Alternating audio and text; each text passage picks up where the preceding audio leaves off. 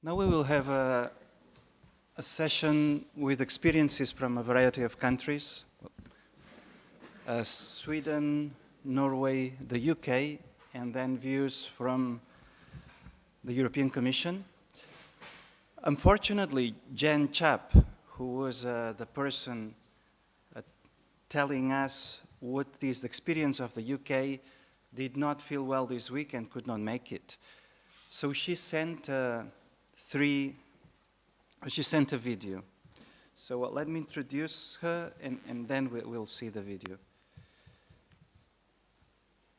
We have heard about the metric tide, and Jen is one of the people working with the group that produced the metric tide, which was led by James Wilson at the University of Sheffield.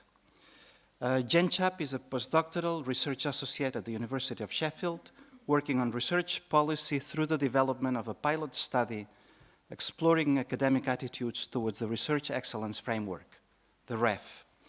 Jen works includes research into the use and misuse of metrics in research following the report The Metric Tide. So we will now see the video.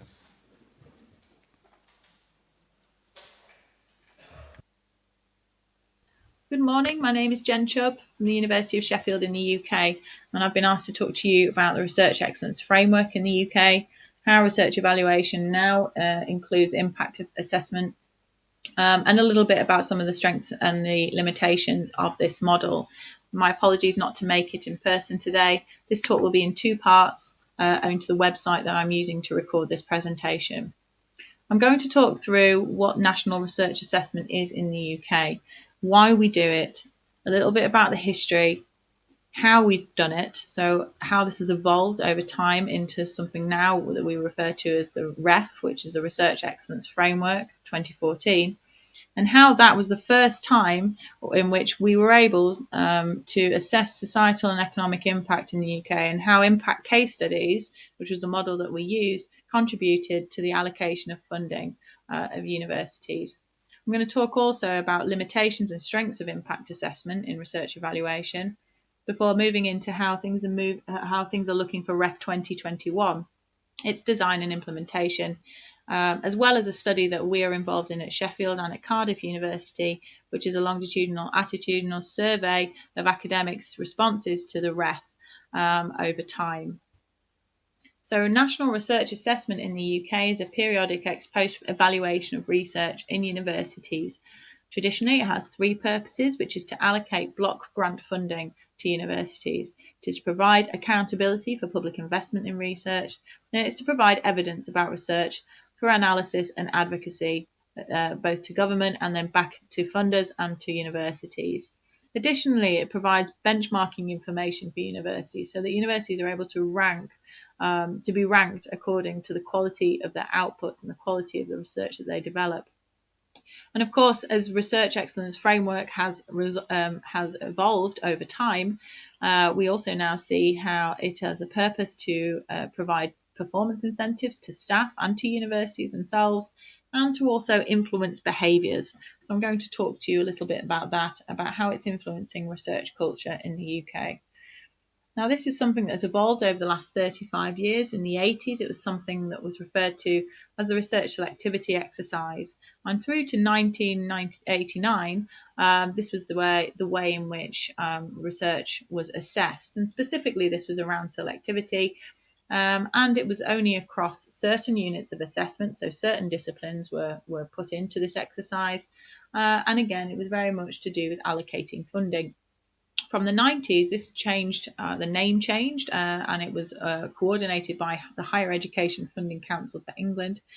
And this was called the Research Assessment Exercise, the RAE.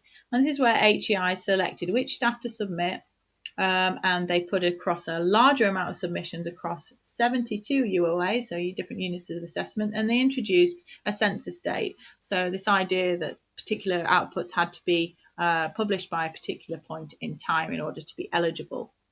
And this is where in the UK we've developed this parlance to be refable.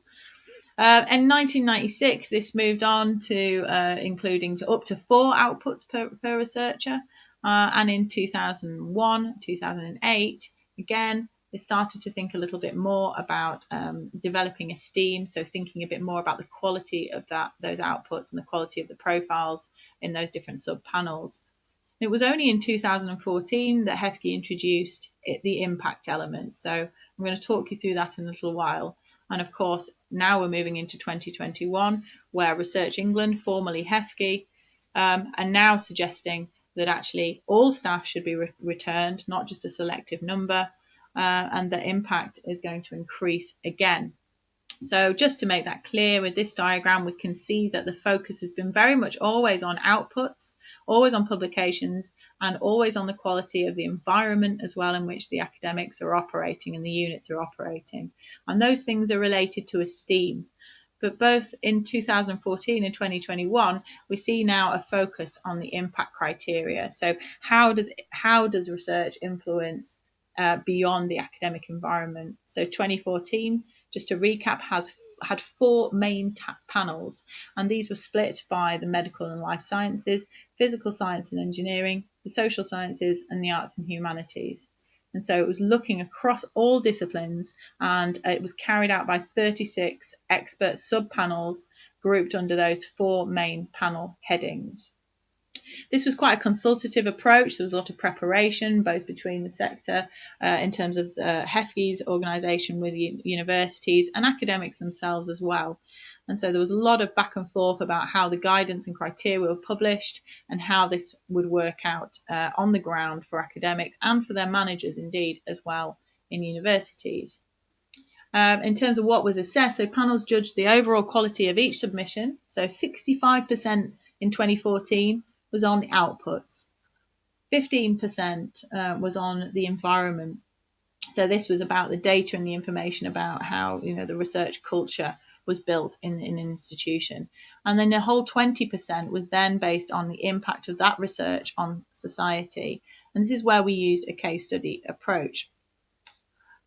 When REF 2014 was developed and delivered, there was something called the Stern Review in the UK. So Lord Stern developed a review of the Research Excellence Framework in which he really did focus quite heavily on the impact criteria as well as a lot of other elements, which I do not have time to go into today.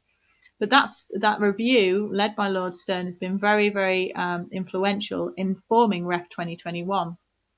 So if you have a look at the bottom part of the slide, you can see that Lord Stern made several recommendations for HEFGE to carry out REF 2021. And the first one has actually since been challenged, but the others remain the same, which is that impact must be based on research of demonstrable quality. However, case studies could be linked to a research activity and a body of work as well as to a broad range of research outputs. And indeed, guidance on the REF should make it clear that impact case studies should not be narrowly interpreted. There is a need to not solely focus on socioeconomic impacts, but also to include impact on policy, public engagement, understanding, cultural life, academic impacts outside of the field, and impact on teaching. And these things particularly were not something that was included in REF 2014 and which caused quite a lot of disquiet in the academic community, particularly where low-scoring case studies involve things which were often quite difficult to evidence, such as public engagement, or things around pedagogy which were not necessarily always deemed to be impact in inverted commas. So this broadening of the definition of impact is really, really important. So the key changes since 2014 is that all staff with significant responsibility for research will be returned. There will be a transitional approach to non-portability of outputs, and there will be a decoupling of staff from their outputs. In addition, there'll be measures to support interdisciplinary research, and this is something which I'm going to talk to you about in a moment, and that broadening and deepening of definitions of impact. In the UK, we have an open access requirement as well, so that all refable outputs would be open access. And then there'd be a more structured environment statement with additional sections. Of course, the weightings have changed as well. So you can see now from this slide that REF 2021's framework, in terms of its overall quality, will assess the outputs at 60% remaining the same, We've got environment there on 15%, and then we have impact rising through impact case studies to 25% of the assessment. Finally, just my last slide in terms of this presentation, and I'll move on to the second part, which needs to be recorded separately. Impact definitions and guidance. So UK funding bodies work with the research councils to align definitions of academic and wider impact. So thinking particularly about additional guidance on how we can define reach and significance, and how we can understand how impacts arise from public engagement. Again, thinking about impact on teaching will be widened so that impact can include and be about within and as well as beyond the submitting institution. And there will be one case study plus one further case study per 15 full-time equivalent staff returned. And that is an increase from per 10 members of staff. So there will be a lot more case studies for REF 2021. In terms of a definition, impact is an effect on, change or benefit to the economy, society, culture, public policy or services, health and environment or quality of life beyond academia. And it's that beyond academia that needs to be underlined. And what was asked of academics was to develop a 4-page structured narrative which was very clearly showing causality between the underpinning research and the resulting impacts. And crucially, There are 2 other videos. It was just...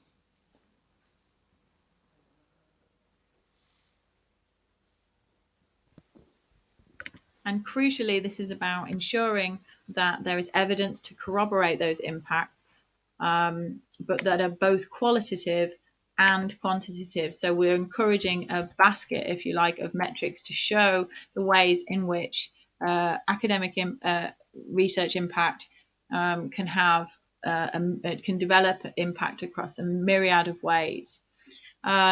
Importantly, the assessment of impact is done by academics and often the research users themselves. And this is what a case study looks like. So you can see there that they were just 4 pages. These are all available publicly on ref.ac.uk. So there's a whole database where you can search based on the impact, or you can search based on the discipline or the university. So you can see the types of things we're asking for. So a very clear title there, the summary of what the impact was that was to be claimed, and the underpinning research as well, which corroborates that impact. A whole host of different evidence was provided, ranging from testimony of users, patient testimonies, through to government consultation citations, also industry accounts, reports from particular research being taken into industry, a whole range of different evidence provided. And the ways in which impact is consistent in 2021 with REF 2014 is that it remains eligible for submissions by institutions where research was generated. So it will very much stay where the research was generated. And the impact must be underpinned by excellent research of at least what we refer to as 2-star quality. So it should be internationally excellent, internationally recognised in peer-reviewed journals. And the time frame here is the 1st of January 2000 to the 31st of December 2021 for that underpinning research to have taken place, with the impacts arising between 2013 and 2020. So those windows there again allow us to think about the ways in which impact has arisen, which is different to 2014, but that we can actually develop a case study which was also submitted in 2014 into 2021 if we feel that the impacts have been significantly different. In addition, the impact template, which we used to have in the impact section, is now explicitly in the environment section of our assessment. And this contributes to us talking a bit more broadly about the ways in which the community, the research funding, the PhD students, all of those types of things contribute to the environment. And that's why the impact template has gone in there. So that's just talking more broadly about the unit as a whole. And then the case study template, again, will contain mandatory fields and will require routine provision of audited evidence. So this will not be routinely provided to subpanels. And then, as I say, the environment section will also include elements like equality and diversity, how the department or school has enabled its approach to impact, how it's supported collaboration across its researchers, how it's supported interdisciplinary research, and how it's supported open research, which is obviously a hugely emerging agenda. And then the environment data will include, in addition to the kind of the testimony and the narrative, stuff around research income, degrees awarded, and we'll have a bit more of a quantitative data approach, which was something that was recommended by the Forum for Responsible Metrics, chaired by James Wilsden at Sheffield. The timetable for REF 2021 looks along these lines.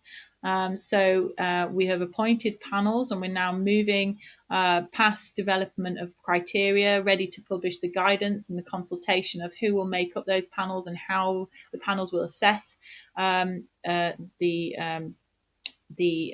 REF, and in addition to publishing a code of practice. Into winter, we'll have that final published guidance, and to 2019, we'll be preparing submission systems and getting things ready for submission phase and assessment phase.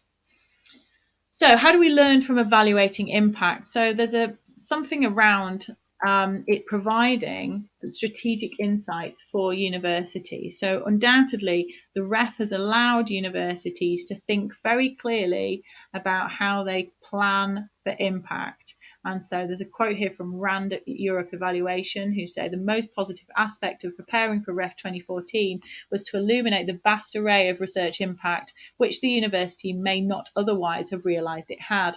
And so it's bringing to light things that maybe were always there but were hiding behind hiding their lights under a bushel, if you like.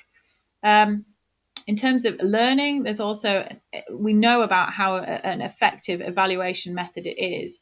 And again, so Rand Europe, who did this evaluation of REF and preparing impact submissions, they say by a large majority, panelists felt that the process enabled them to assess impact in a fair, reliable and robust way.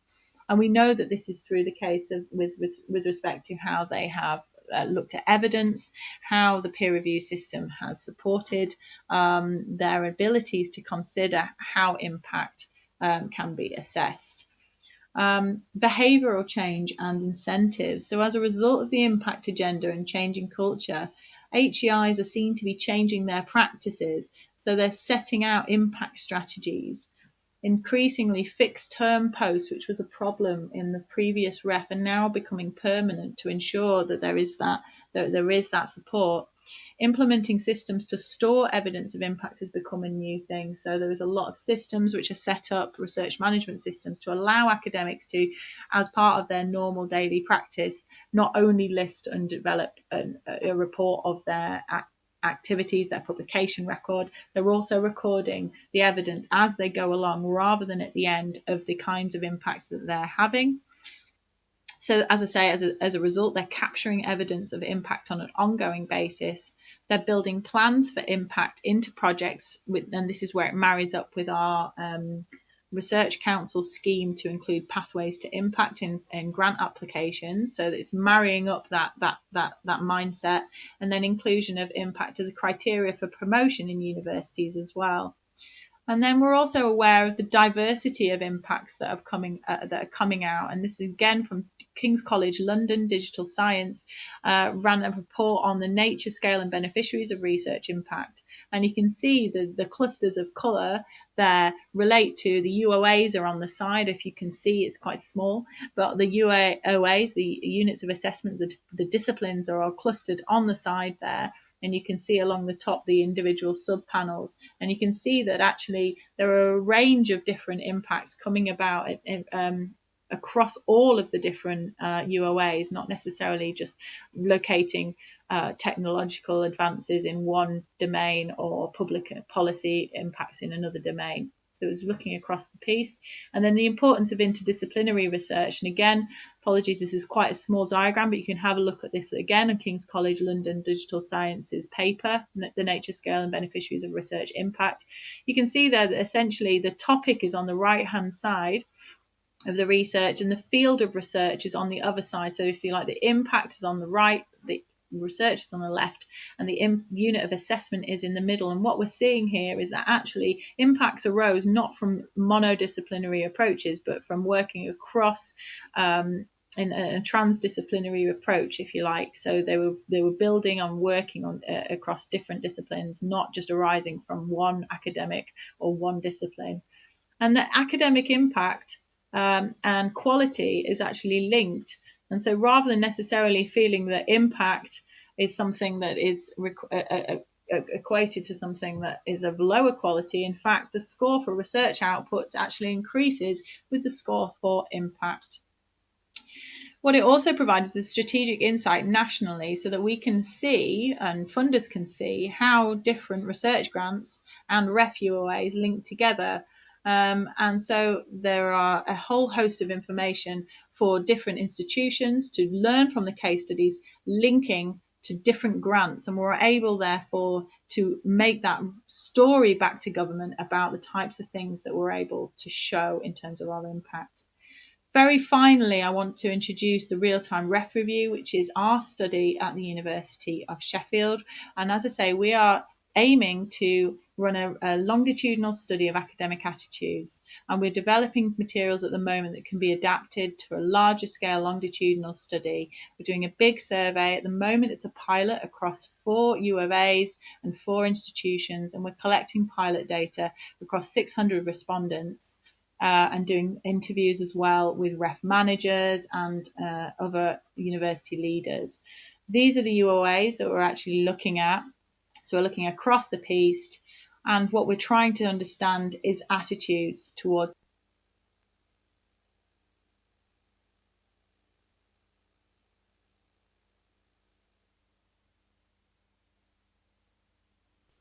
apologies, the computing is letting us down, but essentially, as I say, what we're trying to do is understand attitudes across the piece towards the REF. We're interested in notions of instrumentality and integrity in the process.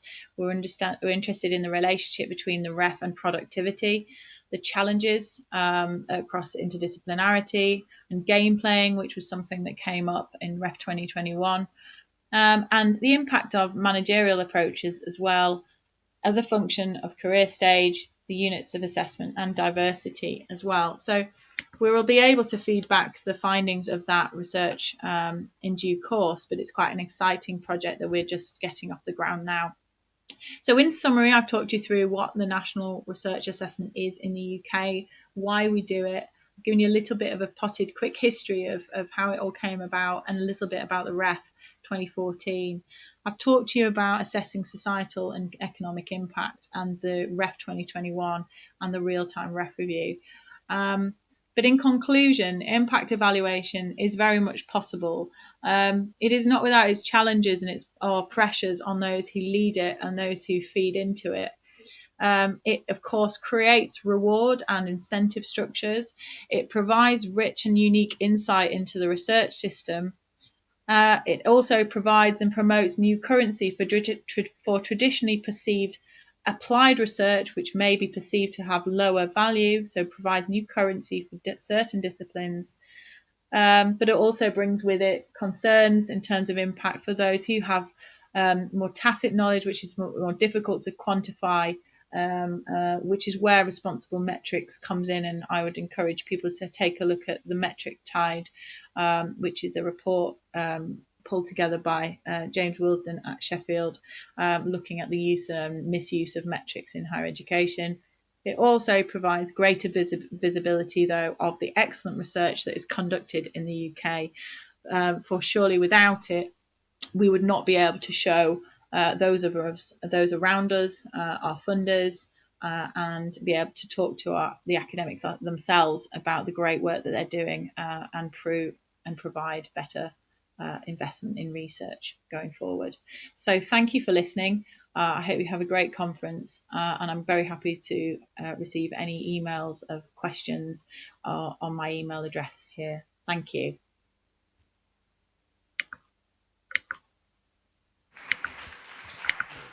I should record the applause. So this was Jen. The email was there in case you needed it. and otherwise, if you ask us, we can give it to you. I had a few questions for her, but unfortunately, we'll have to postpone that. Suppose you had as well. So we're moving now to from the UK to Norway. Sorry, Stan, we'll have John first. Sorry. So John Holm, who is a special advisor at the Research Council of Norway, where he's working on the development of evaluation methods used in national research evaluation in Norway. John is originally a scholar of French literature, but has been working as a research administrator and manager for the last 12 years.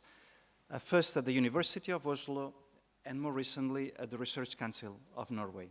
So, John, the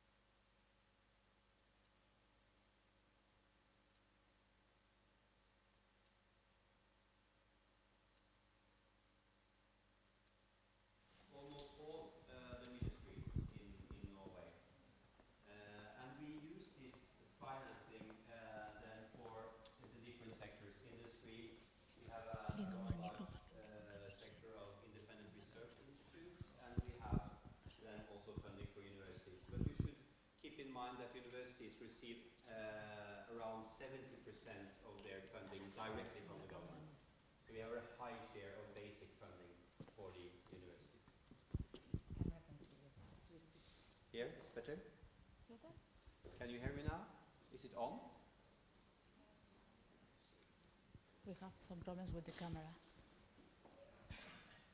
Yes? No, it's not working.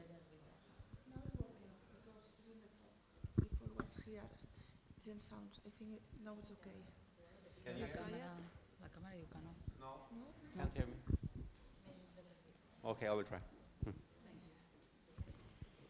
Okay. In addition to providing funding, the Research Council also provides strategic advice. So we develop policies at the national level for different topics. We also propose or give our proposal to investments in research to the government each year in a proposal for the public budget. And we provide different kinds of advice to government, research institutions, businesses, and society. And the basis for this advice is, of course, very often evaluations. We perform different evaluations. We evaluate our own activities, of course, but what I'm going to talk about today is the evaluations of academic fields that we do for the totality of research in Norway. And this is done every 10 years. A specific subject should be evaluated. And this we have been doing now for around 20 years. So you can see on the left-hand side it's the SSH, and on the right-hand side is the STEM fields. And you can also see that if you look at the SSH area, we have been going from rather narrow evaluations, focusing on specific fields, to broad evaluations. So now we have been doing the humanities and social sciences lately. I have myself been responsible for the humanities evaluation. And on the right-hand side, you also see that some of these later evaluations have been very broad, like the one in 2011, biology, clinical medicine, and health science. But it is only in the last years that we actually have included societal impact in these evaluations. Shall we try again? Yes. And now it's working. Yes, that sounds better. Thank you. So, the aim of these academic field evaluations is to provide a critical review of the Norwegian research system from an international perspective. So, to do this, we always use international peers from all over Europe, actually. And the evaluation should also provide recommendations on measures to encourage increased quality and efficiency of research. So who are evaluated? We are evaluating the higher education institutions, university museums, university hospitals, and also the independent research institutes. The level of assessment is both national. We say something about what characterizes the research, say, on history in Norway. We go into each institution, the strengths and weaknesses of each institution, and also we go down to the level of research groups. The results of the evaluation are used both by the institutions, by the Research Council, and by the government. So the institutions, of course, because they have a lot of basic funding, they have the most resources themselves. So they are the most important players in following up the institution, in the evaluations. They report back to us that they use the evaluation results in their own strategic priority setting, and that they also distribute their own basic funding as seed money to good groups or good groups that need to develop in a specific direction. And they also could distribute PhD positions according to quality of the research groups, or where there is a need to strengthen a specific field. At the Research Council, we also develop funding instruments to address specific needs that are identified by the research evaluations. And we provide advice to the government. And the government, in turn, will then use the evaluations to develop policy.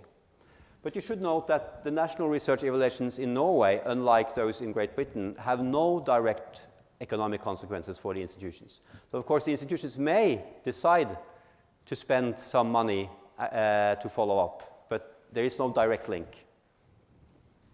So it's really mostly about learning. It's a learning exercise. We do have some performance-based funding also in Norway. So this is just a parenthesis, just to show you that in these 70% of the funding of the universities that go directly to the institutions, there is a performance-based share. It's not very big, so 69, almost 70% goes directly without any performance indicators. Then it's 1/4 that is related to performance in education, and then actually only 5.8% is related to performance in research. But this has nothing to do with the evaluation system. It's just based on counting of publications, on PhD graduates, and also how much money each institution gets from the EU and from the Research Council. This will grow also their basic budget. So we have these two systems running in parallel. One that is quantitative and that gives some credit for having many publications and a lot of external funding. You give extra funding to the universities, and then it's the evaluation exercises that have learning as their main purpose. Okay, so what about impact of research? This is quite new to us. Actually, 3 years ago, we were in the same situation that you are now. We saw that we needed really to have some better data on how research got societal impact. And it is evident from everywhere that there are great expectations in research. We can see that in policy documents at the national and European level. The Research Council strategy in Norway has the title Research for Innovation and Sustainability. In the rationale for Horizon 2020, we see that research is an investment in our future, and that Horizon 2020 is a means to drive economic growth and create jobs.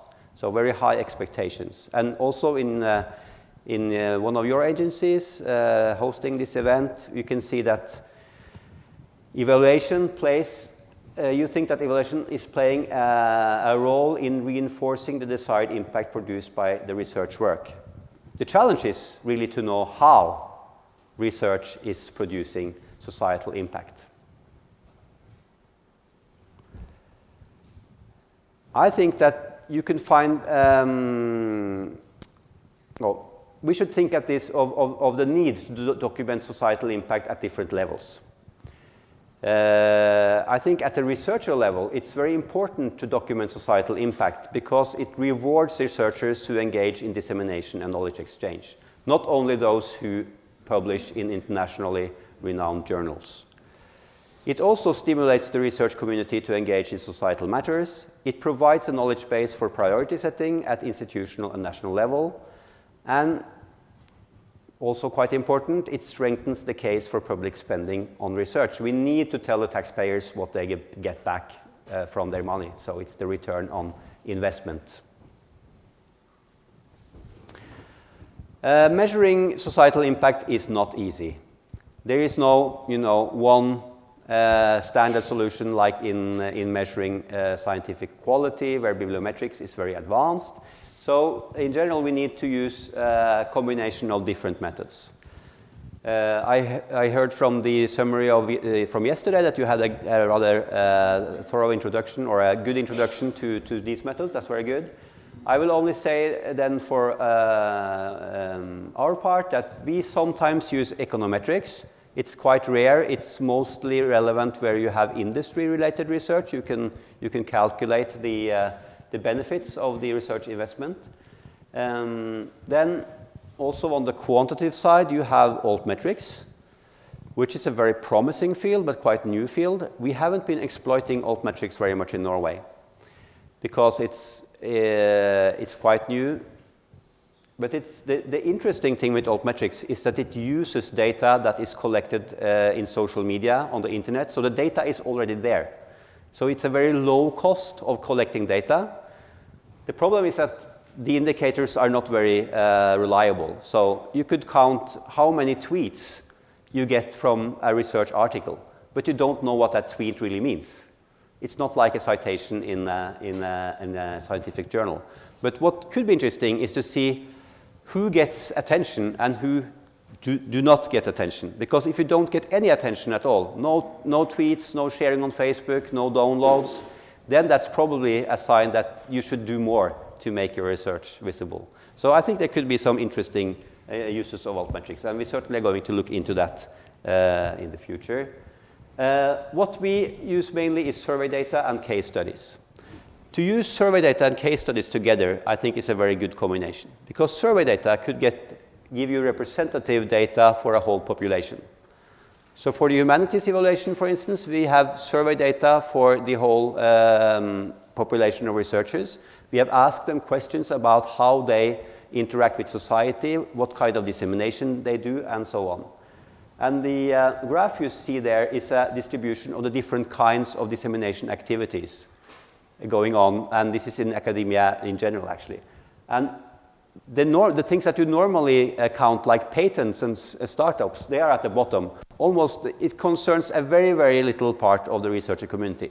What is on the top is dissemination in user conferences or to the general public.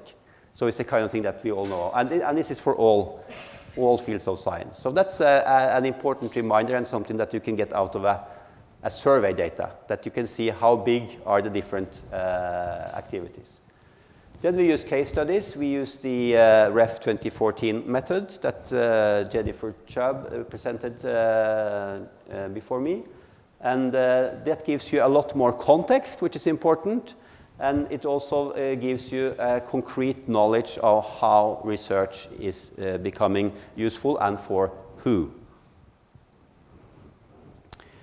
You have already seen the definition of impact according to the REF. The good thing is that for us, it's a broad definition and it can be adapted to all fields. It's not only about economic benefits. And the evidence is produced by the research unit, so that means that they have to put in some work. That's, of course, a challenge. And then, you already have knowledge of this. And we could also put up some benefits and limitations of the impact cases. On the good side, you can say that impact cases, they illustrate a great diversity of societal impact resulting from research. And it gives us insights into the pathways and channels through which impacts occur. And it also gives you a view of which are the actual users of research. And it provides useful knowledge for ministries, funding bodies, and research communities and institutions that can adjust their strategies in order to have the impact that they think they should have. Then on the right-hand side, you have some limitations. You will not get all of the impact of an institution through cases. These will be examples, highlights. There is some critique saying that impact case is based on the old linear model of relationship between research and impact. So first there is research, then there is dissemination, and then there is use. Whereas today we always think that, or often think that the user should be there with the researcher actually also producing research. I will skip the rest because my time is running out. And I will move to what has actually been our process. Because I think, maybe this could be useful for you. As I said, 3 years ago in 2014, the evaluations of the 2014 REF exercise just came out, and we spent a lot of time at the Research Council familiarizing ourselves with the REF and how it was used and the good and bad things about it. And then we started a dialogue with the institutions included in this case in the evaluation of the humanities. So we immediately started to talk with people from the humanities on how this could be used for the humanities in this case. And then we agreed on how to do it, and we invited institutions to submit impact cases. And quite importantly, we had a workshop with institutions on how they should produce these cases. And we actually invited someone from the UK over to Norway that told about how they had worked at their institution to provide impact cases. And this was a professor in humanities, so it was really from the researcher's perspective.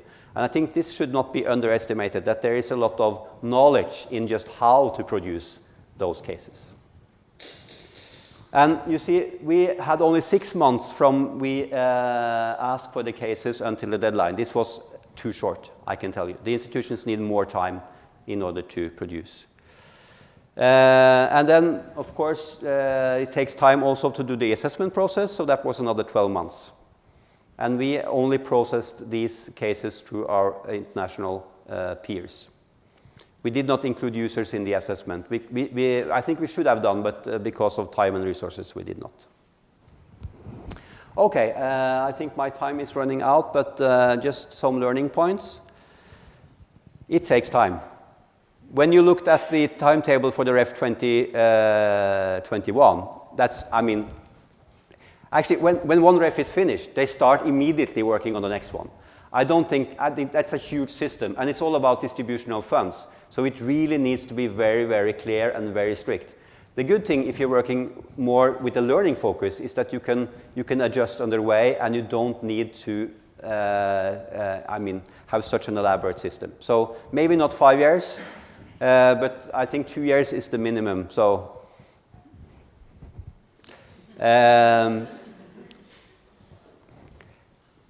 1 year of, yeah, and then just having dialogues at the beginning is of course a very good investment. We've spent a lot of time with the deans of the relevant faculties. Going from just talking about dissemination and showing dissemination to documenting societal impact is difficult. And it's very difficult if you didn't know when you did the research that you should actually also document the use of that research. So it's difficult to do afterwards if you don't know that you shall do it. So of course in Great Britain now, they all have systems in place to document impact. Our institutions in Norway didn't have that. So when we asked them to document impact, they didn't have anything. They have to produce everything. So that's also a challenge for you. If you're going to use this method, your institutions will not be prepared for that. But it's okay. I mean, everybody is on the same level. It's on the same plate. So you just have to tell your evaluators that, look, these people, they haven't had time to really prepare. So you have to be nice with them. We actually ended up not giving any grades to our impact cases in Norway because using the British criteria, a lot of the impact cases in Norway would have low grades because they were at the dissemination stage, but the impact was not very convincingly documented. So that's also something that you could think about. How strict should your grading system be? But at the end of the day, the introduction of impact cases in Norway really changed the way we talk about societal impact, like in the humanities. Everybody just used to say that, no, it's impossible to say something concrete about the value of the humanities because it's so valuable. It's about language. We all use language. It's about where we come from, where we are going, who we are. This is so important. It's not possible to be more concrete. But afterwards, now when we have the examples, it is used by the universities and faculties themselves to show how useful humanities knowledge is for concrete organizations, people, problems. And it has really been a game changer. So resistance at the outset turned into enthusiasm in the end. So, to you guys, hold on to your purpose and use the time necessary. You should look for a combination of methods. And I think the advantage that we had in Norway is that we could be eclectic. We could pick something from Great Britain and other things from other places. And of course, we should always be open about the limitation of each method. So you cannot have one method doing everything. And I think if you focus on learning, everything is going to be more productive. Thank you.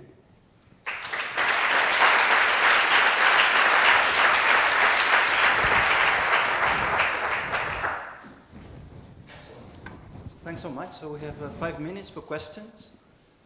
Luis?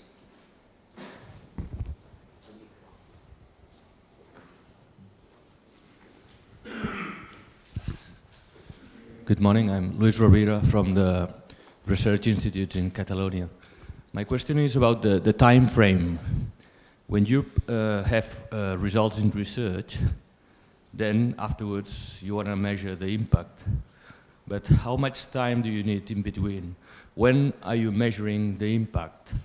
I mean, depending on the disciplines, this can be very relevant. If you are working on undertaking research in physics, maybe you need 20 years. So how do you manage these issues in the analysis? That's a good question. Of course, it takes time for research to have impact. So we had 15 years as the maximum limit time frame between the research publications and impact. But we also had the possibility to show a longer scientific trajectory.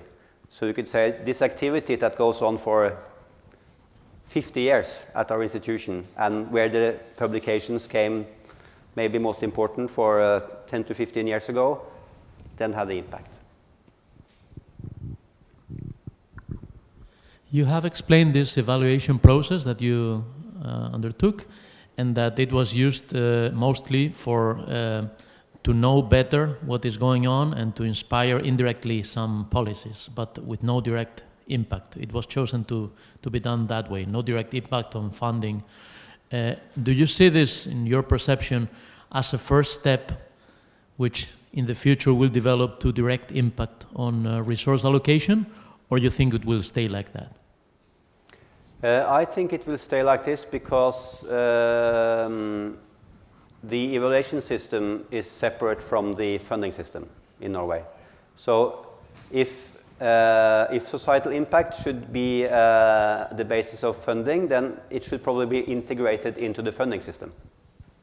And we have been trying that for 2 times. There have been 2 commissions working on how to integrate dissemination and innovation in the funding system, but they have failed because it's so difficult to find indicators. But I still think that these evaluations have a large impact on how institutions work, how research is planned, even if there is no money attached. And I could also add that at the Research Council now, when we develop the way that we evaluate proposals, we will actually include impact statements in our template for description of proposals, like they have in the UK and the EU. John, could I ask you to elaborate on what do you think? What do you see the consequences of the impact assessment in the behavior of institutions, in spite of lack of direct carrot or direct funding consequences? I think in the first place, the impact cases is a way to document what they do already. So it's a way to make visible something that is not obvious for those who are outside of the field. And it's used by, I know it's used by the Faculty of Humanities now to say what is the contribution of this faculty to society, innovation, and so on, because there's a pressure on the universities in general to show what they do for society. And this is now used for that one. But I also hear that institutions now are developing strategies for developing their societal impact. The problem with the case method then is that it's a method that documents something that was 10 to 15 years ago. So it's really looking in the rear mirror. So what we are looking at now in Norway is the kind of indicators that you could use that are closer to the process. Like what kind of attention do you get for a specific work of research? So is there any noise on Twitter? Are there many downloads? Are there any contact with users? So now when we're developing our system, we're really looking at the kind of indicators that you could use. What was the word I picked up?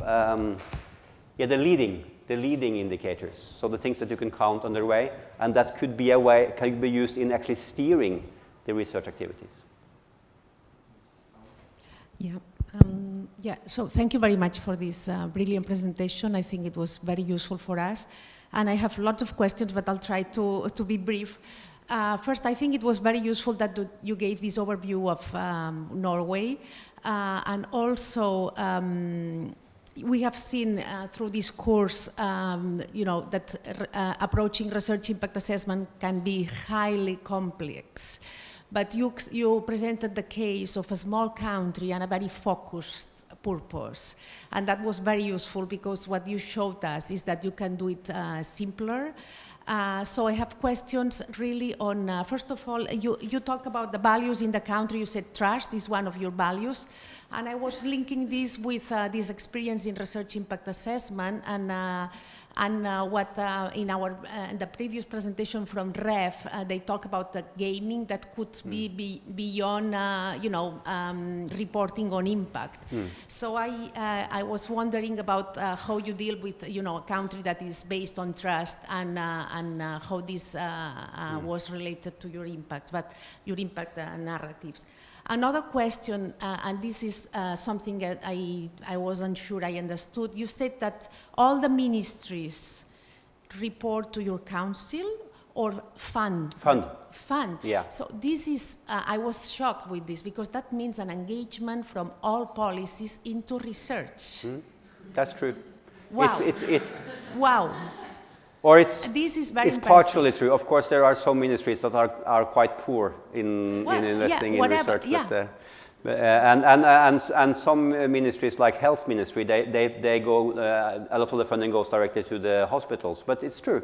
Yeah. It really gives the Research Council a good contact with all sectors of society. Yes, and in plus what you do then is you assess, not with allocation, which is something that I was interested to understand why allocation is not, what you said is you are giving basically subsidies, lump sums, right? Basically, in Yeah. the most amount of That's correct. resources. So I think we are interested in this because this is what in Catalonia has been the approach also to give lump sums to centers. So you are focused on the analysis. We call it analysis, you call it learning, which is the same. So you want to understand. And then it was very interesting also that you said you are approaching by disciplines. So you approached impact with humanities, which is not one of the priorities of the values of the country. You said you are for technology as a country. So my question is, are you going to do impact analysis in the future? In the next round, which discipline will it be? And when you will approach technology, which is a focus of your country, how are you going to, are you thinking to do that? Okay. And I have more questions, but I should stop here. Maybe over, yeah. Anyway, I think. Yeah, I think trust is important, and I mean, it's very impressive what they do in the UK, but it also have a huge cost. And of course, every time you give money for a performance, the risk of gaming is much bigger. But if learning is the purpose, the only person you fool is yourself, if you don't present a fairly honest image. So what are we going to do next, and what will we do for technology?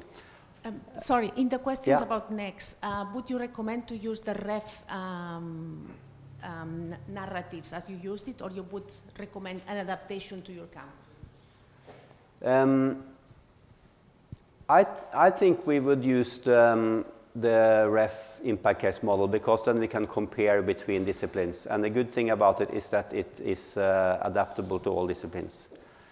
But I should also say that there are some challenges with going discipline by discipline when you evaluate, because a lot of research goes on between disciplines, and the universities are organized differently. So if you say we're going to evaluate, even if when we say we're going to evaluate humanities, of course there are humanities faculties, but there is humanities research going on also elsewhere, like in medical schools. So what we are looking at now is actually moving on to a system where we evaluate institutions or faculties, because then it's also much clearer who is going to follow up. But I think still the impact case method is going to be useful for us. And probably supplemented by more altmetrics, because then you get some objective data.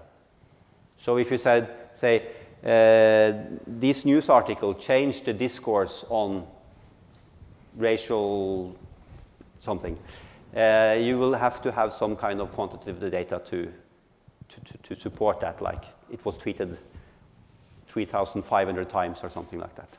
Okay. Yesterday we had very critical comments on altmetrics. Maybe over the coffee you want to talk about this? Let's leave the discussion of altmetrics maybe for the end of the round table. Let's thank John again.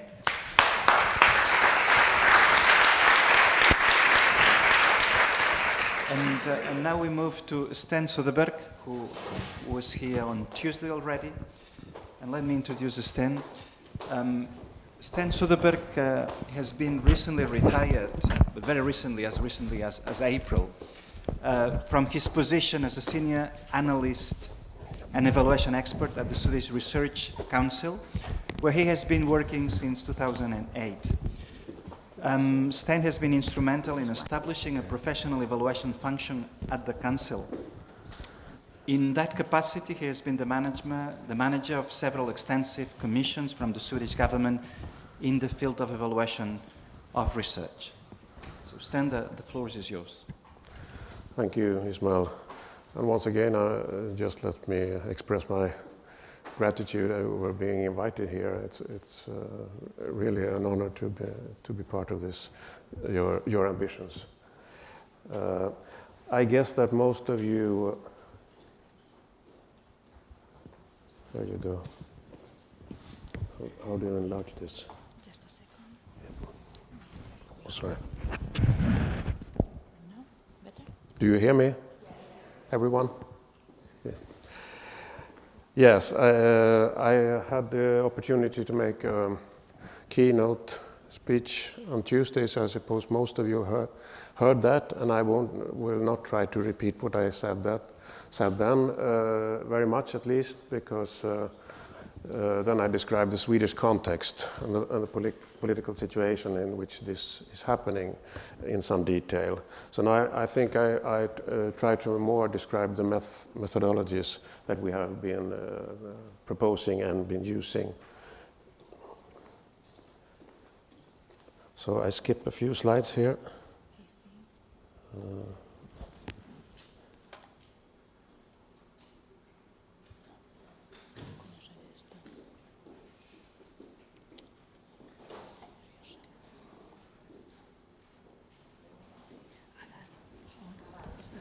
Just a minute.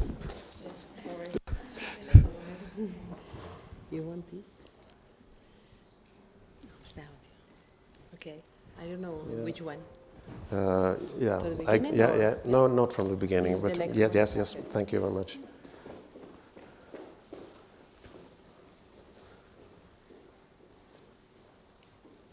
So I'll start here again and just repeat what we have been doing actually. And for the last 5-6 years, we have been commissioned by the Swedish government to propose and deliver two rather large proposals.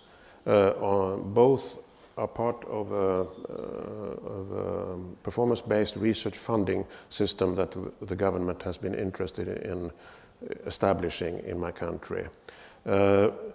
The first one, the focus proposal, we from 2014 was basically, you could call it a Swedish ref, although that's not quite correct in the details. But the main idea was to evaluate all Swedish research at regular intervals, including for the purpose of research funding and including impact. This was not, has not been implemented. It was rejected by the current government after a huge consultation process. The second one is what we call the ALF proposal. ALF is in Sweden a special funding stream for clinical research beside the normal big block grant.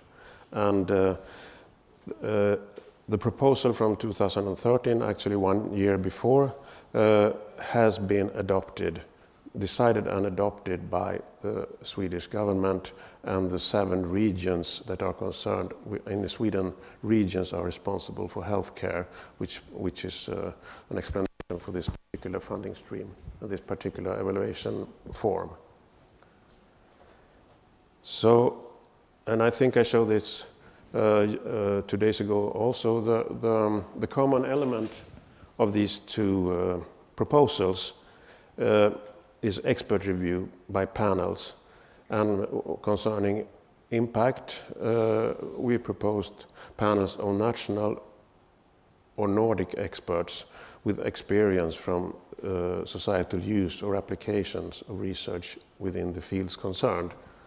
There is a main difference between the two proposals, which I could use the term the British model or the Dutch model. In the British model, as we heard very much here, the focus is on the impact case studies, and you have an impact statement to complement that.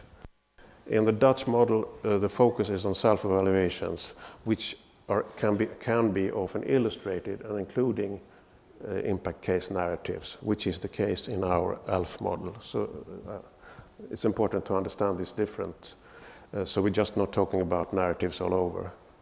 As comes to quantitative data, we said that these can be used as part of the self-evaluation and part of the case studies, but the use of indicators and the extent of available indicators naturally varies between research fields, so they should not directly inform funding. That is the position of the Swedish Council. It should go through a process of peer review or expert review.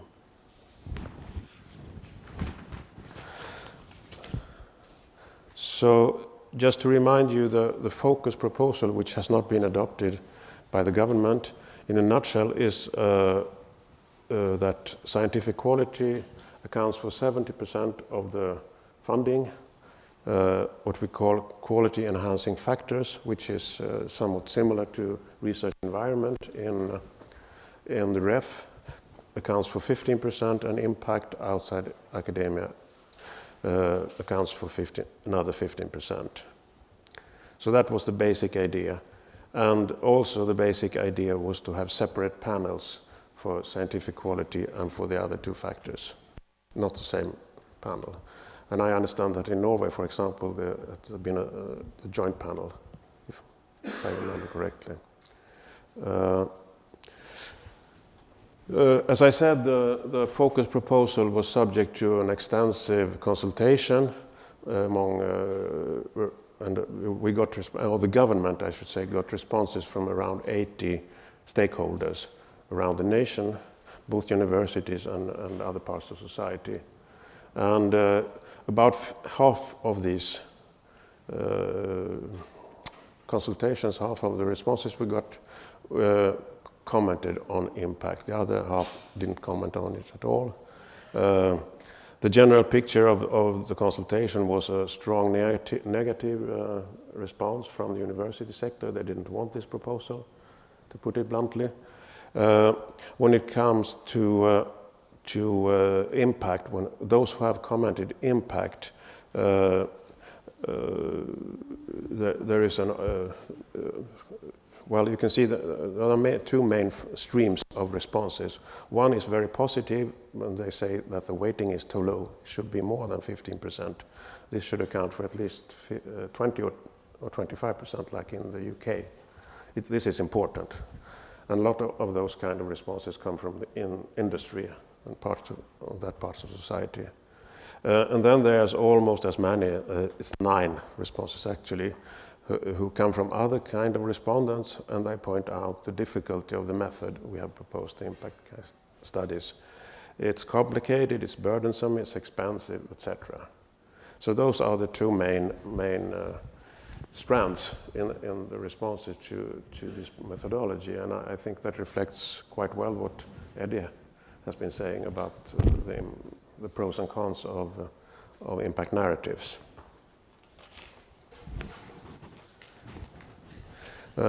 Finally, concerning the proposal, I would just like to mention here that we understood we are a small country with limited resources, just like you, and we understood that we could not have the full-scale impact case study system like in the UK. It would be too expensive, too burdensome, and too much. So we decided to propose to put these impact case studies on what we call the research field level, or you call it faculty level, if you will, like social sciences, for example. And on that level, the number of case studies that were required would be in some proportion to how many employees there were, so the size of the institution. And in the end, we estimated that with this proposal, this model, the total number of case studies to be assessed in the country would be around 930. And this, we regarded this as feasible. It would be feasible with the available resources. What I want to transmit here is that when you propose things like this, it's wise to also get some sort of inclination of the volume of what you are supposed to do and what level to collect these case studies if you want to do it. I think that's about the focus proposal. Over to the ALF proposal, which I now have more time to say something about than a couple of days ago. This is a model for evaluating clinical research in Sweden, and it has been implemented the first time now, and it was reported to the government on March 31, so it's very fresh. As you can see here, in the ALF model, half of the resources that the funding that should be redistributed depends on scientific quality, 25% on what we call clinical relevance and societal impact, and this is what we're talking about here, and another 25% is conditions for clinical research. It was decided to, let me see here. It was decided to perform this evaluation with 3 different panels, each for one block. 3 panels have not been communicating with each other, and this is something I would like to discuss or put up for discussion. Is this wise or not? Personally, I'm very doubtful that this was the good decision to do like this, because all 3 panels they complained very much that they couldn't communicate with each other and coordinate somehow their judgment. And my personal role in this exercise, I should say, was I was in the steering group for the whole exercise, and I was also responsible for the panel of scientific quality. So there were colleagues of mine working in more detail with the impact panel. So I don't have all details on that. I would like to say. I don't have a slide about on the panel composition, but I can mention it here that the panel for the impact panel, they had 8 members, 3 from Sweden and 3 from Denmark and Norway. So biggest part was from Scandinavia, which was this was thought to be important to have the local understanding and the local context of how healthcare systems work in Scandinavian context. So that was the reason behind that. And then there were 2 international members also, one from UK and one from United States. And the UK guy, that was Ian Viney. I don't know if he might be familiar here. For some of you, he's in the Medical Research Council, and he's also been involved in establishing research fish tool. So it was great to get Ian on board there. And among the 8 panel members, 1 represented patient organizations, 1 represented the drug industry in Sweden, and 1 represented management of clinical systems, clinical healthcare. So overall, this was considered to be a good composition of that panel.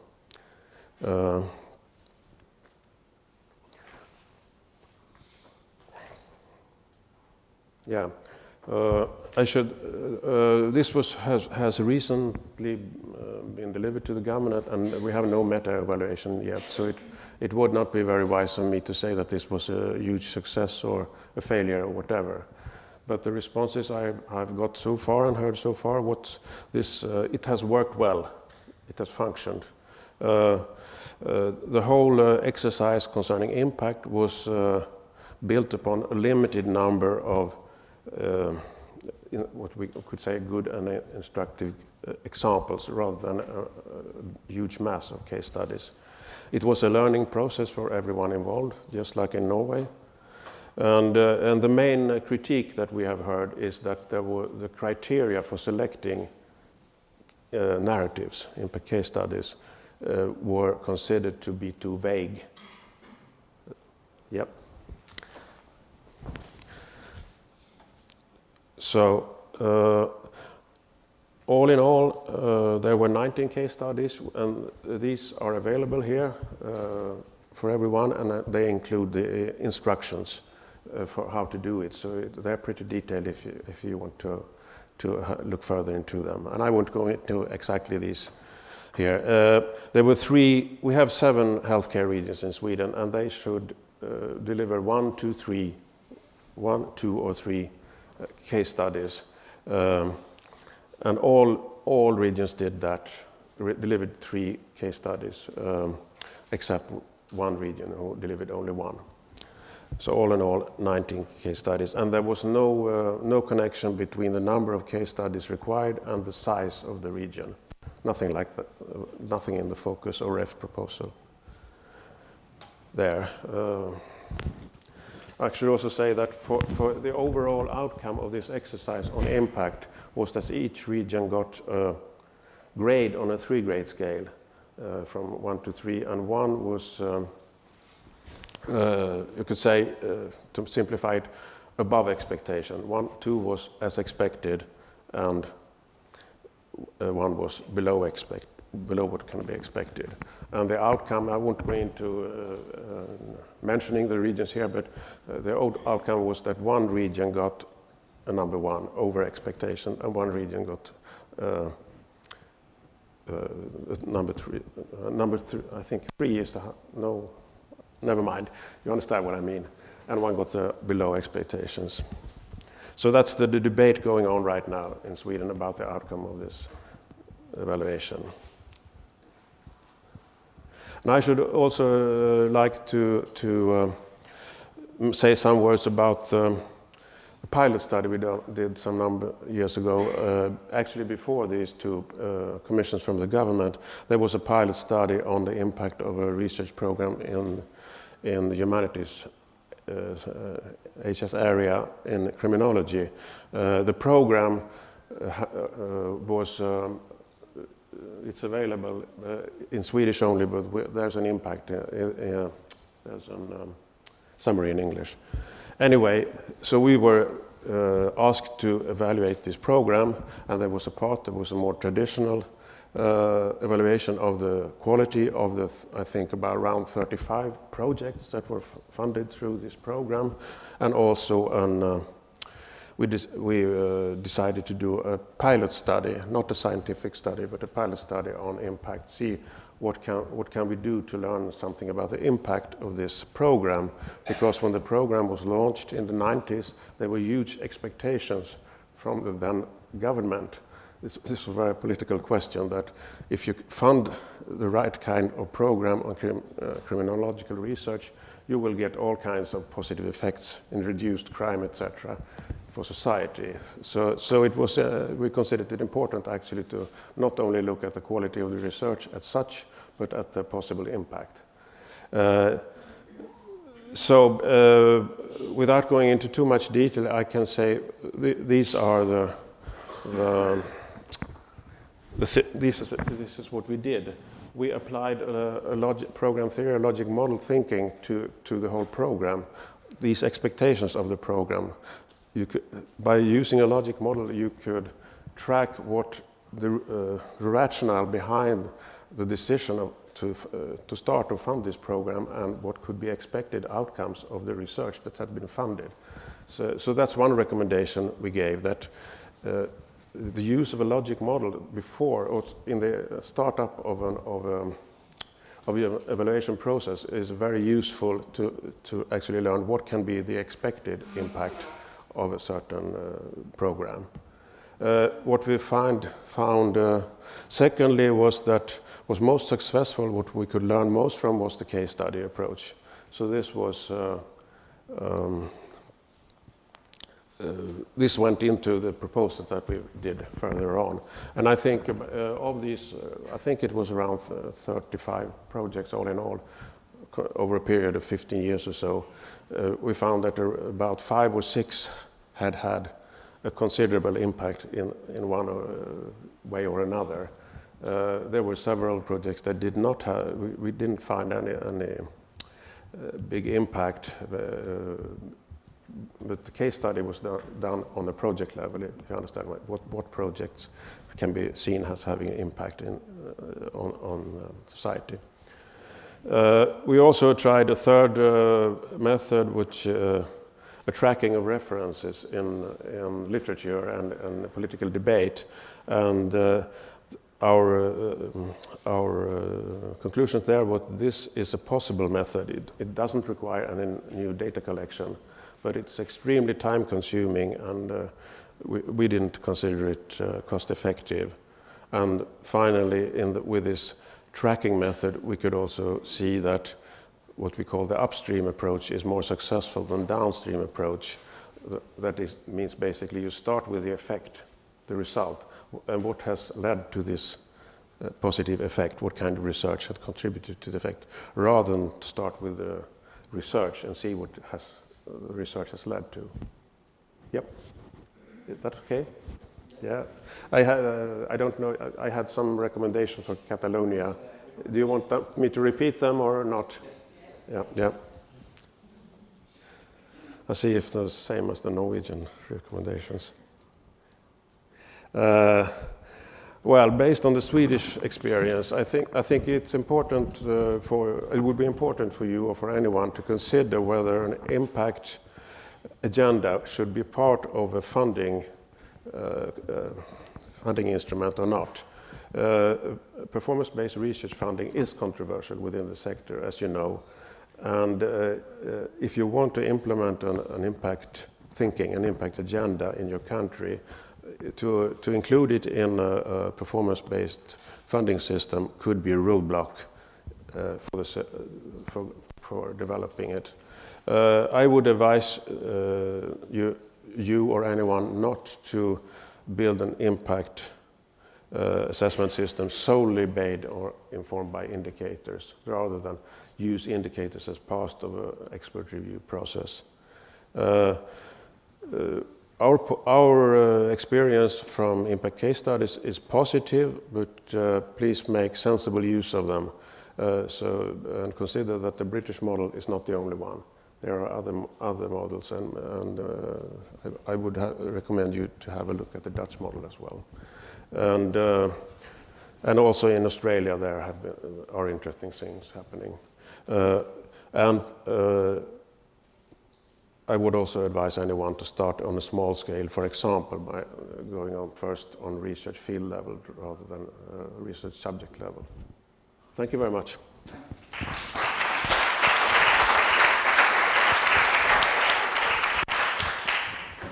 So we have 5 minutes for questions. Alba?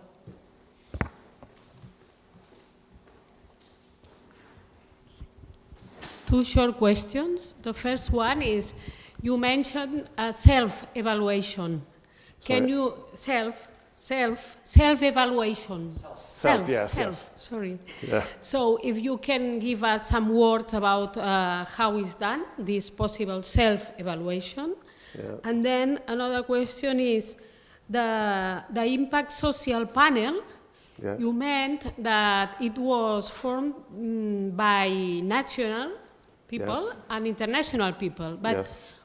what kind of skills of these people do you recommend for impact social panel? Okay. The first question was?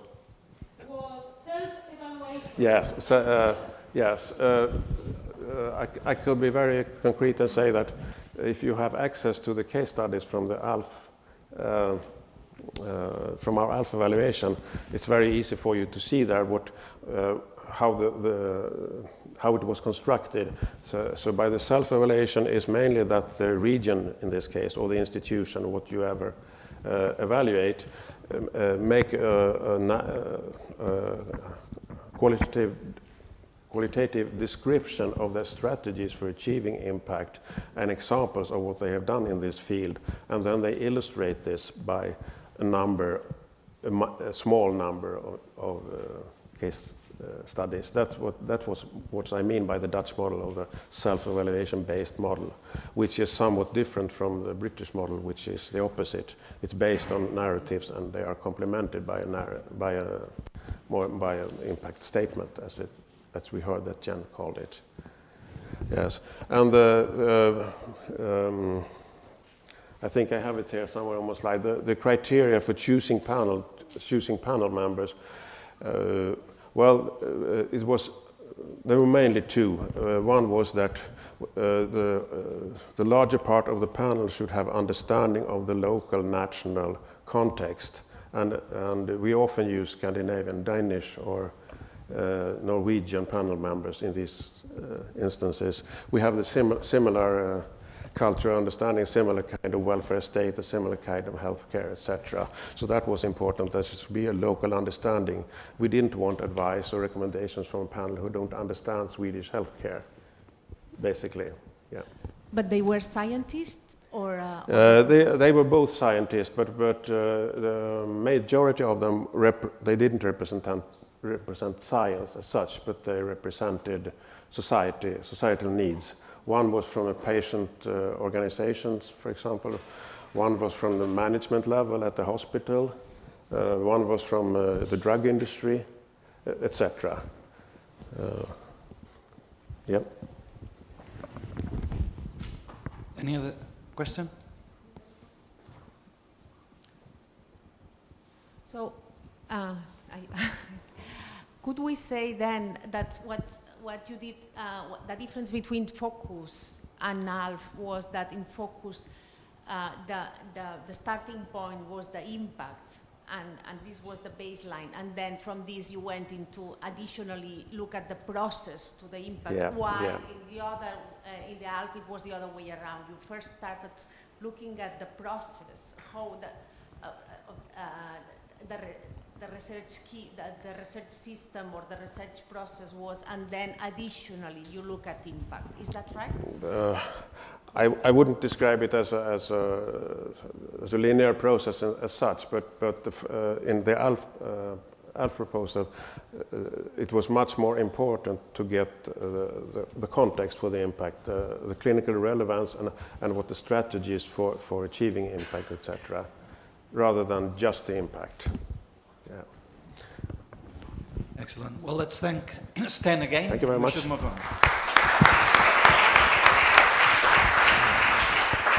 And the last speaker of the panel is Martina Kadung, who is a policy analyst at the European Commission at the Directorate General for Research and Innovation. Oh, sorry.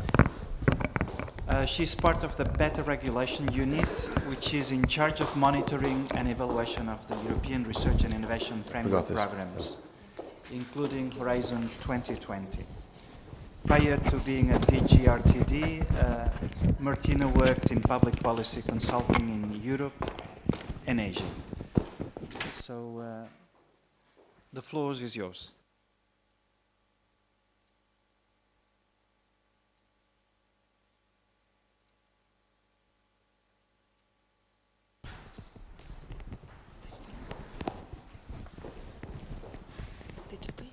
Yeah.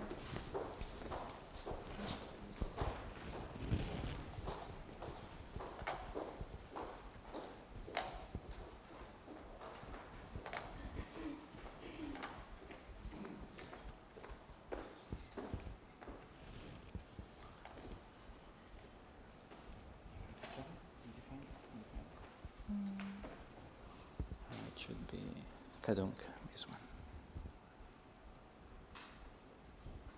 This. Okay.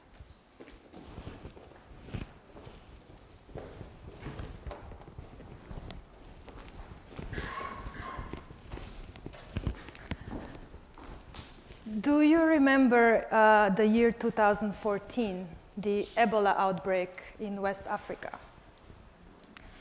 Do you also know that in that year, 30 million euros was funded from Horizon 2020 to start the first clinical trials on the ground of the vaccine that then proved to have a solution for Ebola, and thousands of lives were saved?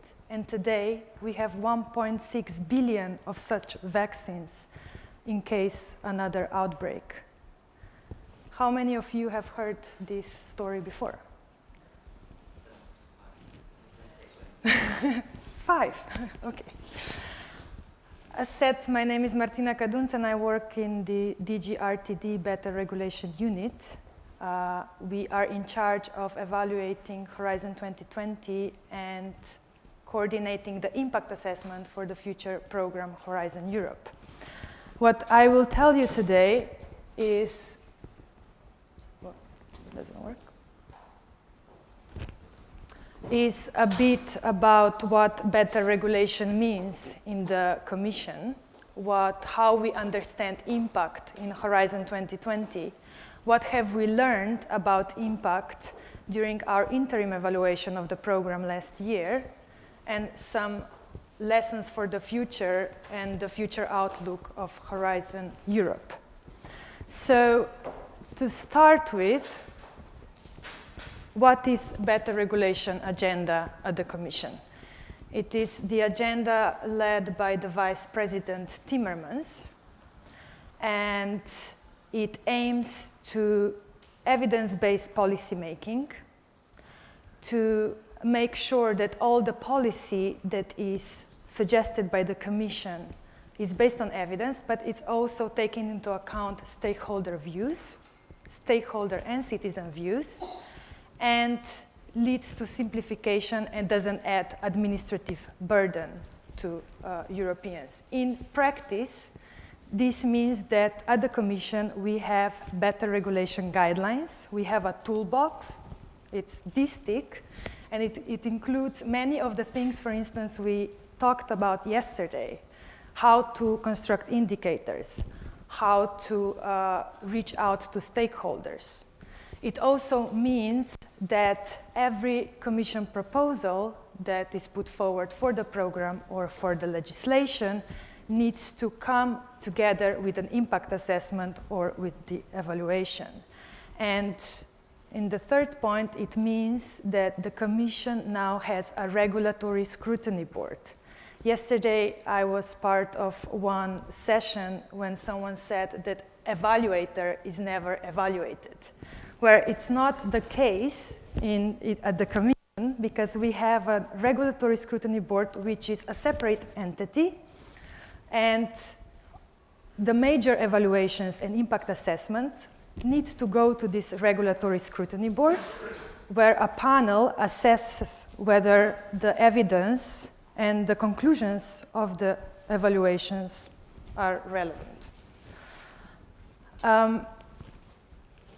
So, of course, these better regulation rules also apply to Horizon 2020, which is the main European framework program that funds research and innovation. Just in a nutshell, I'm sure you all heard about it, but what is Horizon 2020?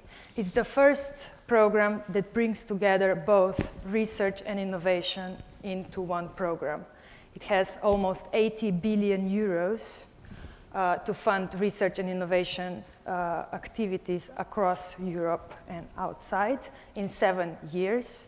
It has a 3-pillar structure, and the general objective of the program is to contribute to the society and economy based on knowledge and innovation. And the guiding principle of the program is excellence. What is the impact in Horizon 2020? How do we understand the impact of this program? As I said, last year, we undertook the interim evaluation of the program after the first 3 years. Of course, after 3 years of the implementation of the program, it is not realistic that we would be showing impact, but we try to show the progress towards this impact. And in Horizon 2020, we divide impact into 3 parts: scientific impact, economic innovation impact, and societal impact.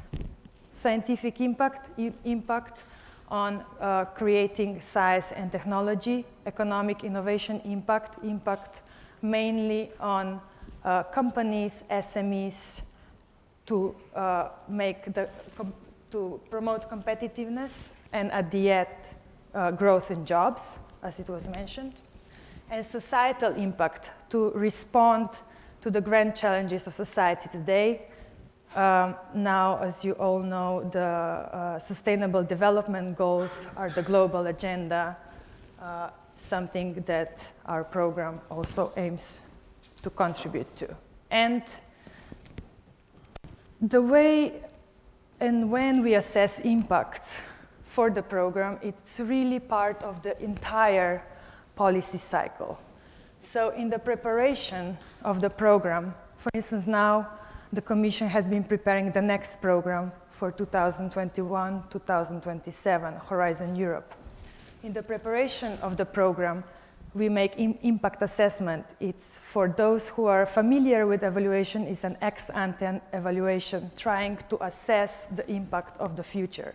Here, the Commission mainly used macroeconomic modeling to predict for the future, but also we use a lot of evidence that was collected in the past evaluations of the past programs, especially for those aspects of the program that will not change or where the continuity is foreseen. In the implementation of the program, we monitor the progress towards the impact. Horizon 2020 has, for the first time, developed key performance indicators. For the first time in the framework programs, we now have a set of indicators which were also in the legal base.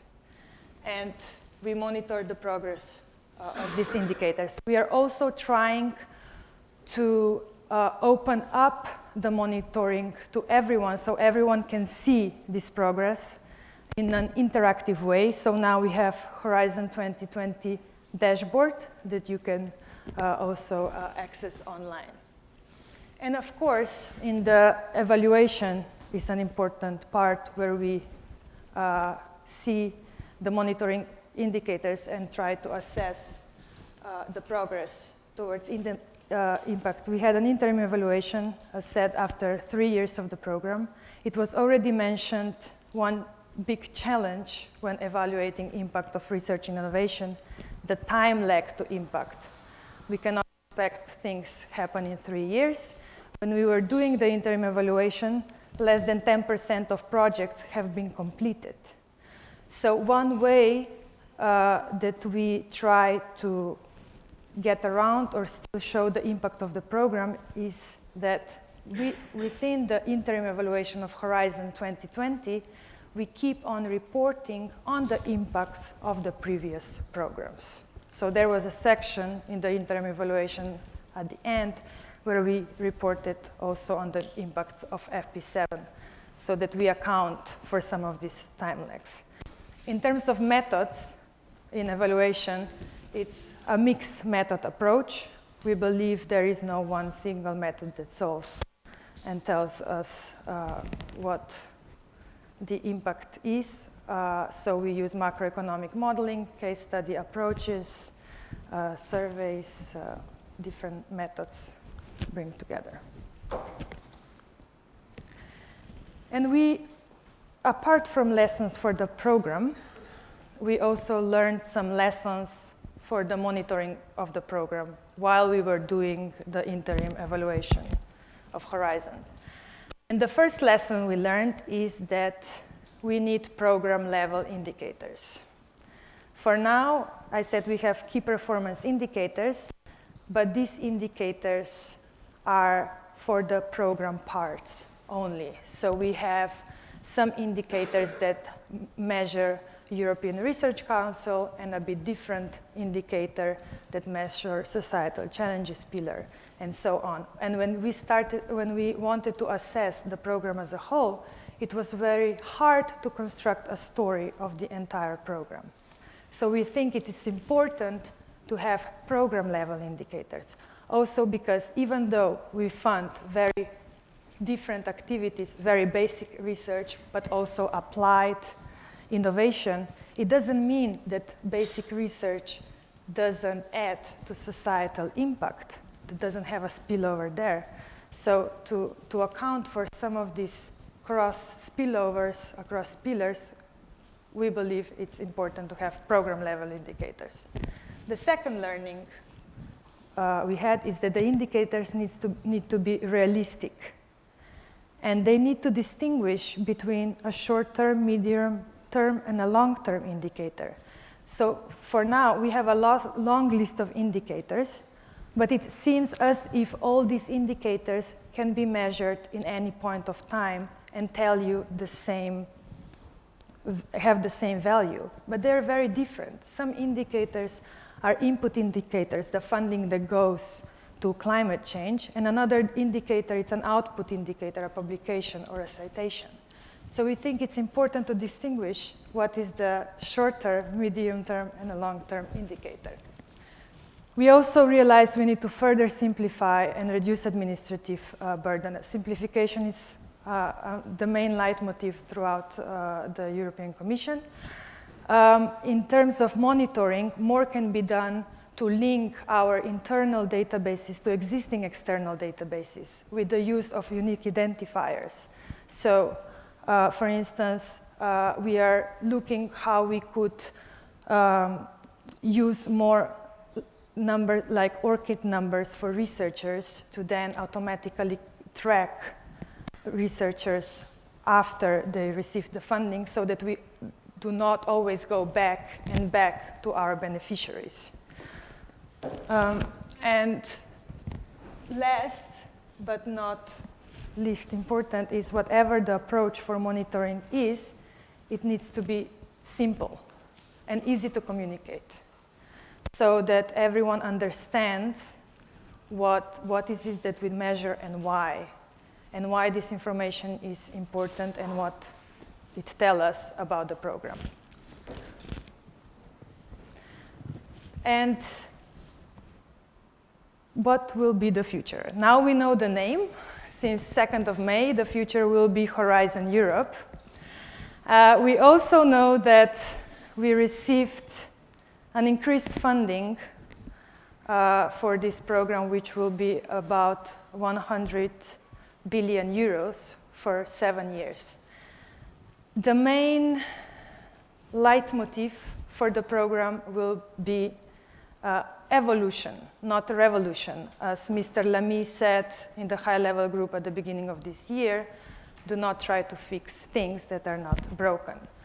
The Commissioner Moedas describes the program in 3 words: excellence, impact, and openness. So the impact will be in the center of this program. And one of the novelties of the program that will be proposed on 7th of June when the Commission proposes the sectorial proposal will be the EU research and innovation missions. Commissioner engaged Professor Mazzucato to recommend what this mission-focused approach could be. And she says it's big science deployed to meet big problems. And now I'll ask you one more question. How many of you know the Apollo program from Kennedy, the Man of the Moon mission? Almost everyone. So the idea is not to have the second Apollo program, but it's to provide so that the research innovation doesn't only provide solutions, but provides directionality. What is the impact that we want in the future? And when we decide what the impact is, how we get there will be bottom-up. Everyone will have its own solution. Everyone can be part of it, but we will decide what is the impact that we want to the future. It's the main idea behind. And she proposed 5 criteria on how to define, how to select missions. So they should be bold, inspirational, with wide societal relevance. Everyone should feel to be part of the mission. It cannot be only relevant for one country, one sector. It should be relevant wider.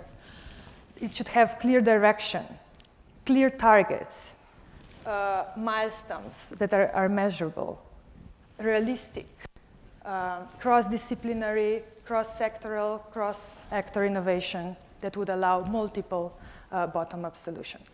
And of course, this will also require some changes in the way the Commission operates for the mission part of the program. For instance, now we evaluate projects, one project in its own. When you evaluate missions, we would need to evaluate portfolio of projects. How your project fits within other projects to get to the mission. Second change is that the managers of the portfolios will need to have a say, whether in certain missions we need more money. There will need to be a space for some flexibility. So I told you a bit about better regulation, how we understand impact in Horizon 2020, what were the lessons learned for our monitoring system, and a glimpse of the Horizon Europe future.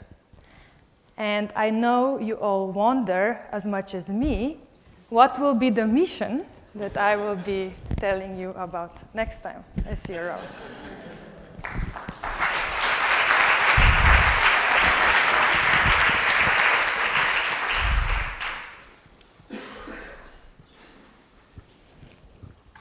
Okay.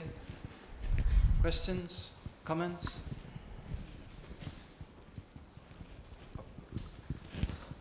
Paula?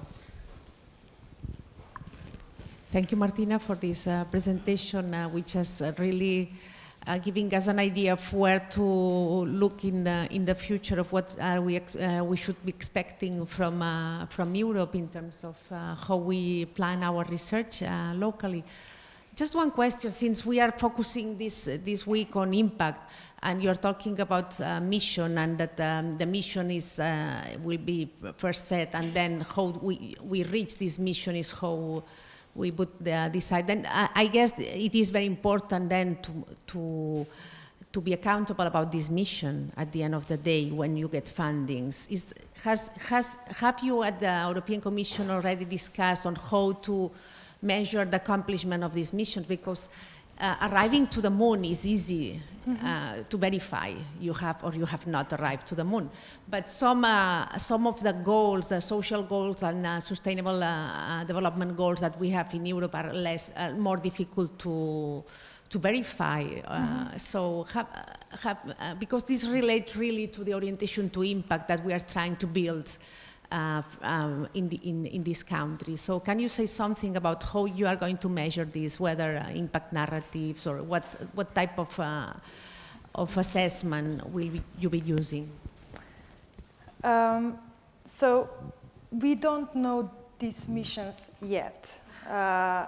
As you know, what will be in the proposal will be the way we would get to missions, but not missions per se, because this will need to be a longer-term process, and stakeholders, including citizens, would be involved in developing what the mission will be.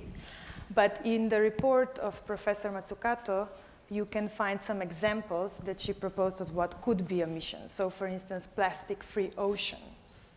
Or,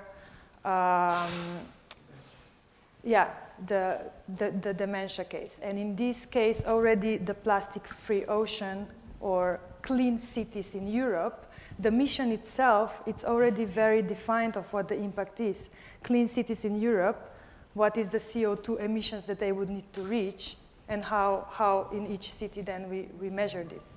But in terms of particular methods, what we see, we will need to move to a portfolio-based analysis in methods, meaning that we will not be evaluating only one project, but we will be evaluating portfolio of all the projects which contribute to the mission against a set of targets, but it will be mixed method approaches, but it's not further developed than this. Once the missions will be set, what they will be, then the monitoring will be also set.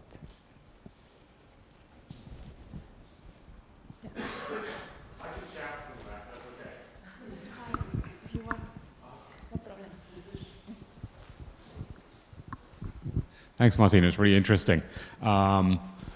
With one of the big differences between Apollo and these kind of big sort of moonshot programs related to social problems is that Apollo is like a research project where the outcome is well within the reach of the research project. Yeah. It doesn't require much externality. Yeah. These sorts of things require lots of change from lots of actors. How does that get factored into the sort of, even the ex-ante kind of assessment of where you move to with this kind of big mission? Yes. The idea is, as I said, is that research innovation provides directionality, which means that it is expected that there will be behavioral changes outside the research and innovation space. So it is expected the missions that will be selected, that the research innovation will have a core role to play. But of course, the whole system will need to change and contribute to the mission to make it successful.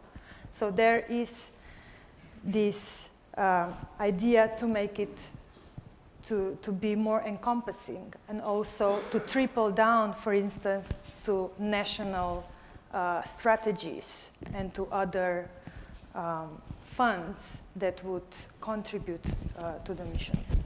It is foreseen, and it's why it is said, it's cross-disciplinary, cross-actors. It would not apply only to research and innovation traditional actors, but to wider society.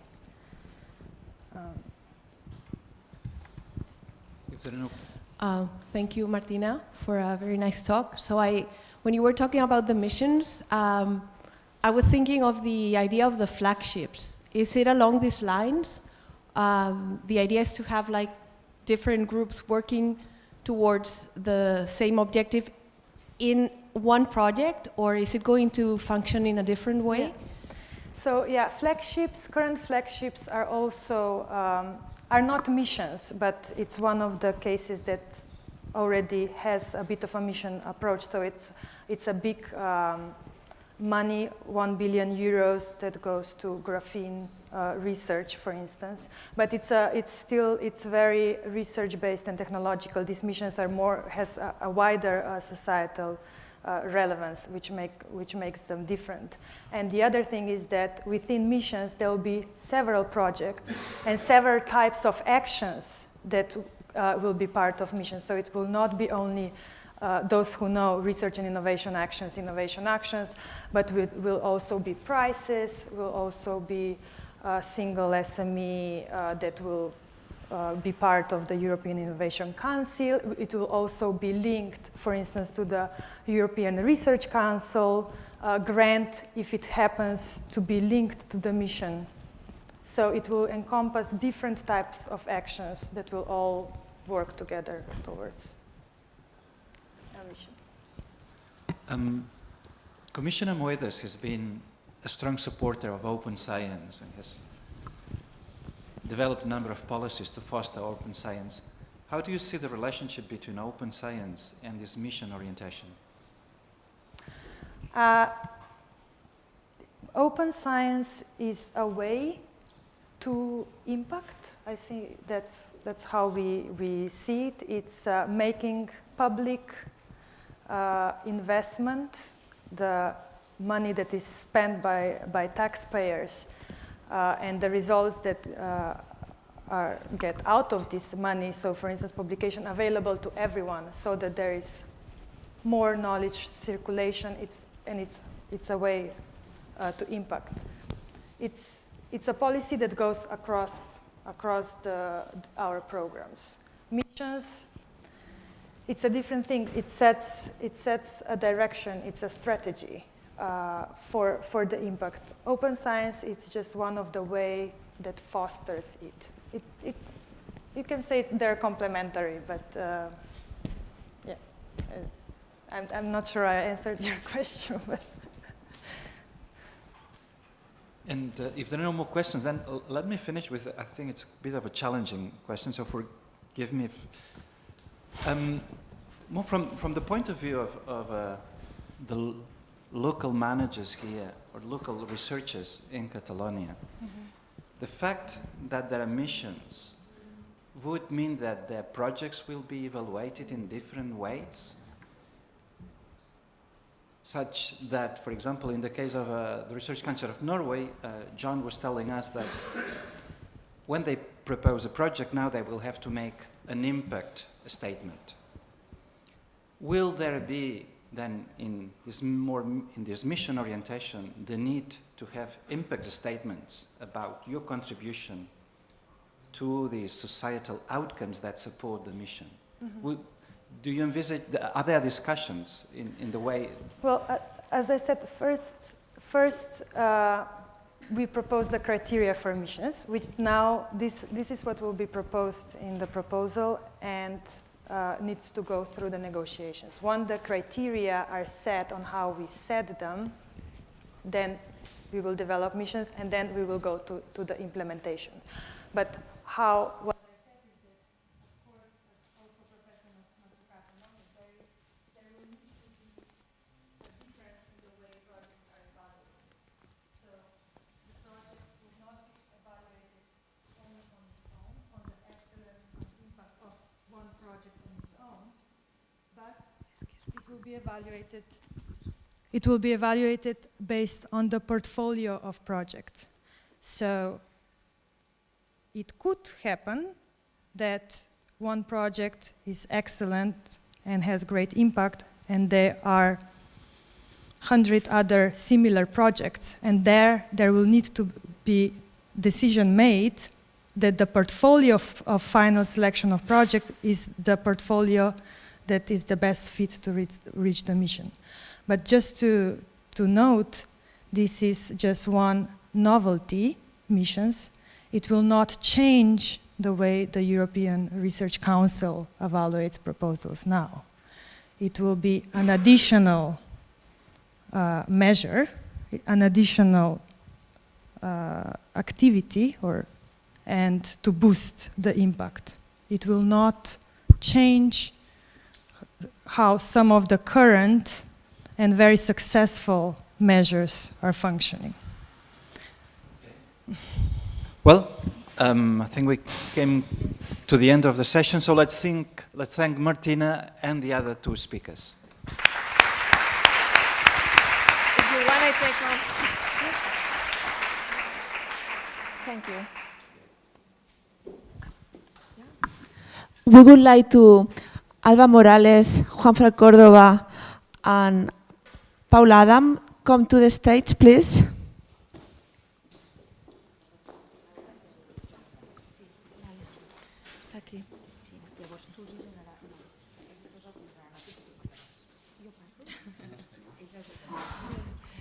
So most of you were expecting now a coffee break, but before the coffee break, I was not prepared for this.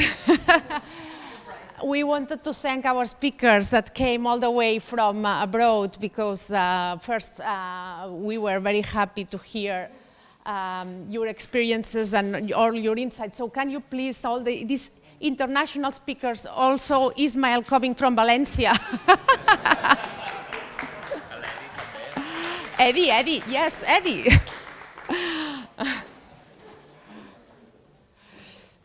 Tenim? Sí, tenim tot, no? And now, let me tell you, you are all here, okay. So, a little bit of philosophy. This course, in the extended version, the ISRIA was a puzzle, because we understood that, although this has one solution, but the idea was that when you do research impact assessment, it's about options, and you need to take so many things into consideration. So we used at that time this puzzle. In Catalonia, we have something that we are very fond of, which is human towers. So we would like to offer you a combination of a puzzle and a human tower, Catalan human tower, as a gift for your excellent presentations and excellent inspirations into our journey towards a country that is very good in excellence and is now very committed into societal impact. So please. That's good, because I thought you were going to ask us to create a human tower. Okay.